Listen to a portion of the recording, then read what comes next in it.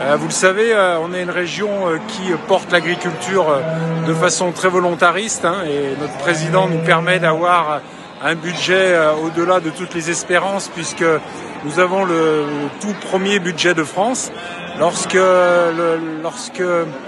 Monsieur Kéran était président de la région, on avait un budget qui tournait autour des 35 millions d'euros.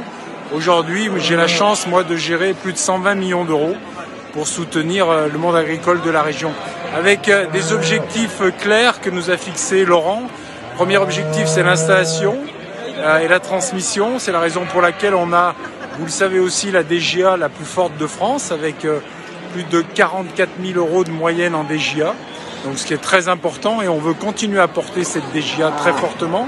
On travaille aussi, évidemment, sur la valorisation de nos fabrications et de nos productions, avec des emblématiques opérations comme la région dans mon assiette, qui permet à tous nos lycéens de manger aujourd'hui des produits régionaux. Je rappelle, quand on est arrivé, c'était à peine 10% de nos produits régionaux qui étaient dans l'assiette des lycéens. Aujourd'hui, on arrive à plus de 90%, voire 100% sur certaines productions. Enfin, vous le savez également, on porte une démarche qui s'appelle Ma Région C'est Terroir, qui permet de mettre en avant les produits fabriqués et produits dans notre région.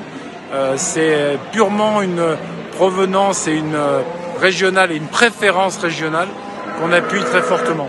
Enfin, et c'est l'occasion de rencontrer beaucoup d'acteurs dans ce Salon international de l'agriculture, c'est les plans filières. On a 18 plans filières qui permettent de soutenir l'ensemble des acteurs. On construit ces plans filières puisque on va avoir une nouvelle série de plans filières à partir du 1er janvier 2023.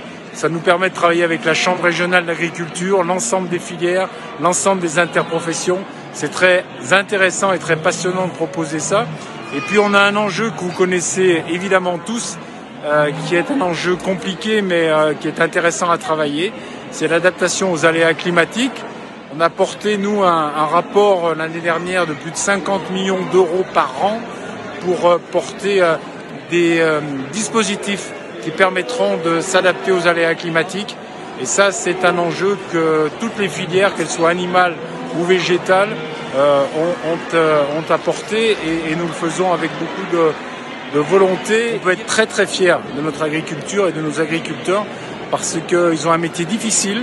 Ils se lèvent très tôt pour parfois se coucher très tard pour des revenus qui sont pas aussi souvent qu'on le souhaiterait à la hauteur, et qu'on doit nous privilégier évidemment la consommation des produits locaux, des produits régionaux.